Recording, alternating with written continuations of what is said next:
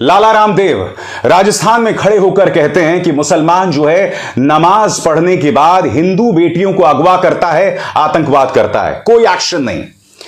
कल जंतर मंतर पर ये साधु हैं जिनका नाम हरि सिंह है, खुलेआम मुसलमानों और ईसाइयों के नरसंहार की बात कर रहे थे, कोई एक्शन नहीं। उल्टा जब एक डिजिटल प्लेटफॉर्म मॉलिटिक्स इस पर रिपोर्ट दिखाती है तो देखिए दिल्ली पुलिस ने उनके पत्रकार के खिलाफ एक्शन ले लिया और उन्हें चेतावनी जारी कर दी। आपके स्क्रीन पर धीरेन्द्र शास्त्री खुलेआम कहता है कि भाई इस देश में हिंदू राष्ट्र है, हिंदू राष्ट्र चलेगा, जो कि संविधान के खिलाफ है।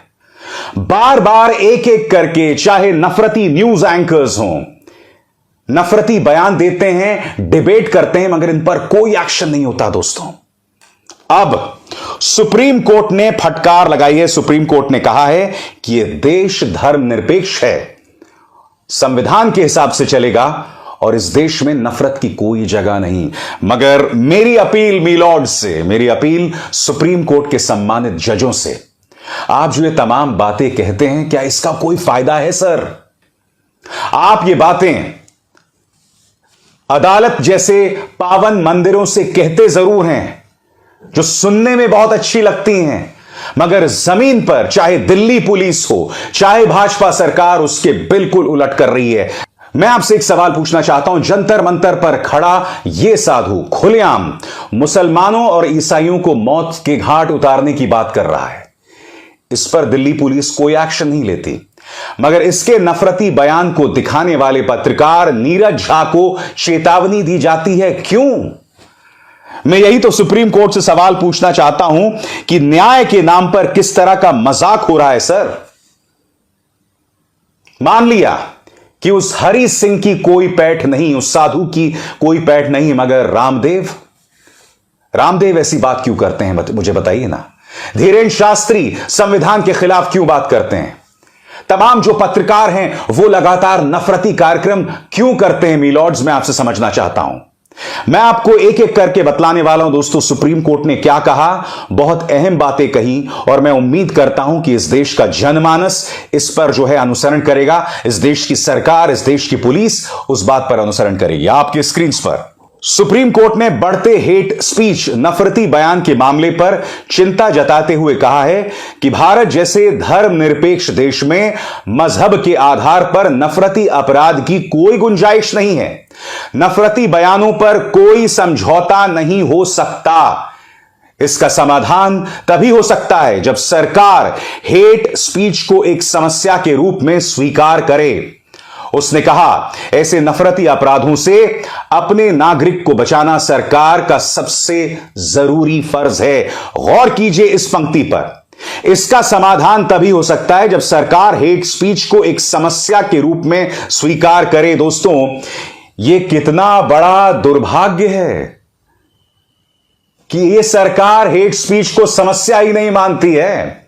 सुप्रीम कोर्ट की टिप्पणी एक करारा तमाचा है बीजेपी सरकार के मुंह पर, जो ये कह रही है कि आप इसे गंभीर समस्या स्वीकार करें। और बात यहां नहीं रुकती, आपके स्क्रीन पर सुप्रीम कोर्ट की इस बेंच ने कहा कि जब नफरती अपराधों के खिलाफ कार्रवाई नहीं होती तो उससे एक ऐसा माहौल बनता है जो बहुत खतरनाक होता है। इसलिए ऐसे नफरती अपराधों को हमें अपनी जिंदगी से जड़ से खत्म करना होगा। नफरती भाषणों पर कोई समझौता नहीं किया जा सकता। इसमें क्या कहा गया है कि एक ऐसा माहौल बनता है जो खतरनाक होता है। मुझे एक सवाल का जवाब दीजिए। पिछले कुछ दिनों से ये आंकड़े सामने उभर कर आ रहे हैं कि भारत के अंदर विदेशी निवेश धीरे धीरे कम होता जा रहा है, फॉरेन इन्वेस्टमेंट कम हो रहा है। क्यों हो रहा है मुझे बताइए ना। जब विदेशी कंपनियां ये माहौल देख रही हैं जहां खाने के नाम पर, जहां बीफ खाने के आरोप में लोगों को मौत के घाट उतार दिया जाता है, तो मैं आपसे एक सवाल पूछना चाहता हूं कि आखिर कोई इस देश में अपनी जान को जोखिम में क्यों डालेगा? हमारा वो देश है जहां बीफ के शक पर लोगों को मौत के घाट उतार दिया जाता है। ढेरों ऐसी मिसालें। सबसे बड़ी बात हम ये ना भूलें कि मध्य पूर्व के देश, गल्फ के देश यानी खाड़ी के देश, ये तमाम मुस्लिम बाहुल देश हैं। ये तमाम मुस्लिम थियोक्रेटिक सोसाइटीज हैं। इन तमाम देशों में मुसलमान बसते हैं। भारत में क्या क्या हो रहा है उसकी एक एक पल की खबर उन तक पहुंचती है।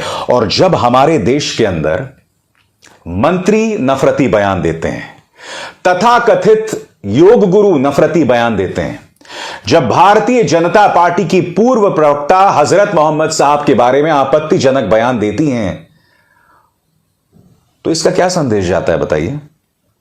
इसलिए सुप्रीम कोर्ट कह रहा है कि इससे कैसा माहौल बनता है जिससे लोगों को नुकसान होता है। और चलिए धंधे की बात छोड़ दीजिए, मैं आपसे एक सवाल पूछना चाहता हूं जो हर बार मैं अपने कार्यक्रमों में कहता हूं। दोस्तों, मुझे एक सवाल का जवाब दीजिए कि जब इस देश के अंदर नफरती माहौल होगा, जब आप प्राइम टाइम में नफरती डिबेट्स देखेंगे अपने ड्राइंग रूम में बैठ के, तो आपके घर के अंदर कैसा माहौल बनेगा बताइए।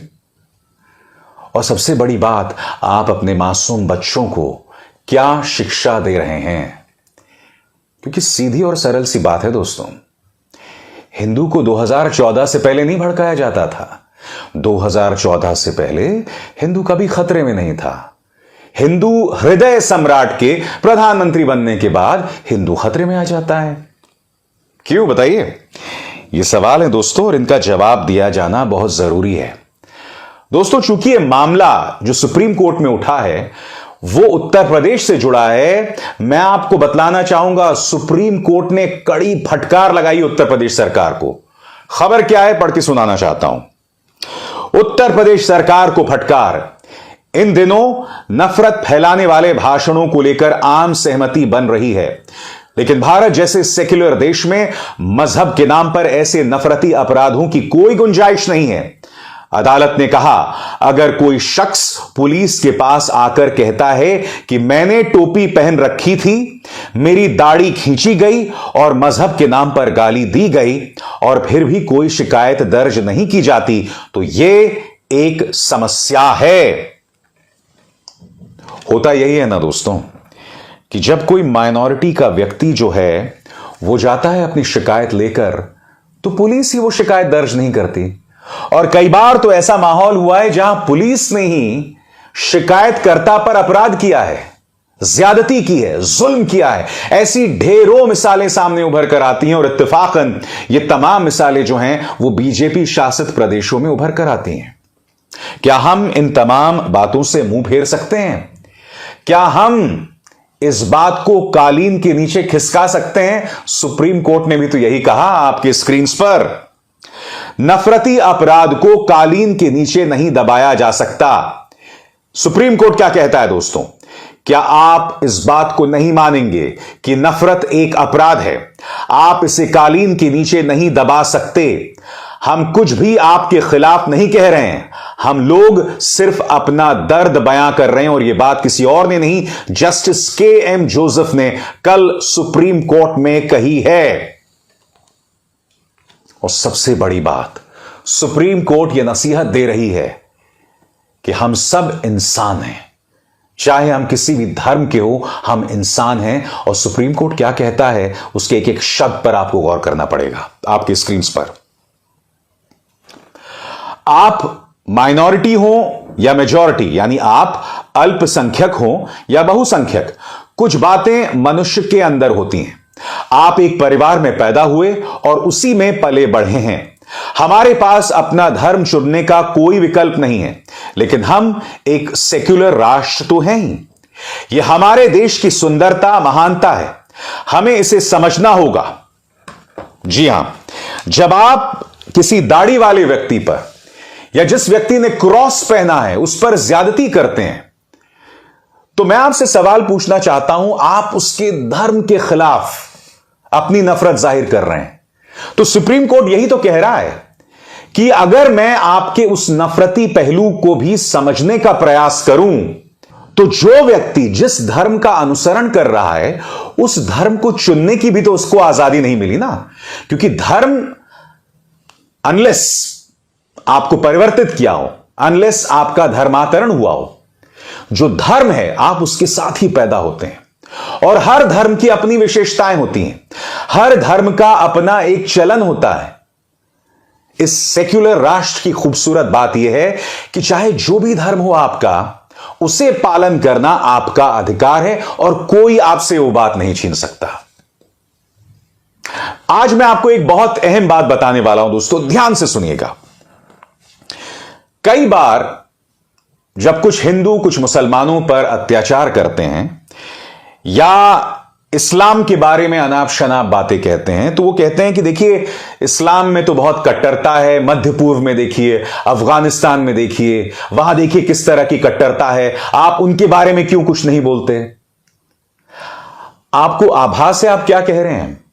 जब आप ये कहते हैं तो कहीं ना कहीं आप हिंदू धर्म को भी वैसा ही कट्टर बनाना चाहते हैं, यानी कि जिस चीज से आप नफरत करते हैं आप अपने धर्म को भी वैसा ही बना रहे हैं।